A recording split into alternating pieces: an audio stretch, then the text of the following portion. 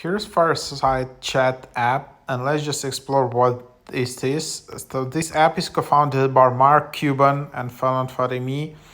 It's the first interactive streaming platform where the world's greatest creators, brands, and edutainers invite you to be part of the show. It's a mission of bringing the world together through shared experience. We're excited to welcome fans to connect, engage, and collaborate with our favorite brands to pioneer industry first together.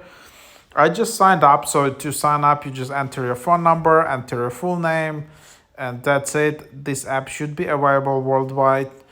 And then you just open it up. For me, it looks similar. Of course, it's like TikTok, YouTube Shorts, and some similarities of Rave, or I don't know.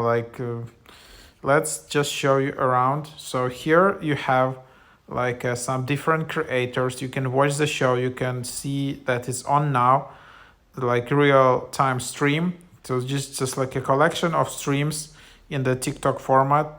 You can then just go to the account and then just follow it, and then you can also join membership. And then here's the channel featuring wide range of content related to travel, for example. Thank you. But then you can see some different other people just streaming some different shows Three. and all of these things like that. So yeah, just that's what it is. So give it a try. I'm not sure how many users are here, how many creators, like how many popular shows and all of that. But this is just like a good start. And then also, if you want, you can just enter this type form and try to create your own show. Then you will have your notifications. Make sure to enable them. Then this is your account. I don't know what's so this app is basically in the process of developing, but it's a good time to start here and maybe reserve a good username.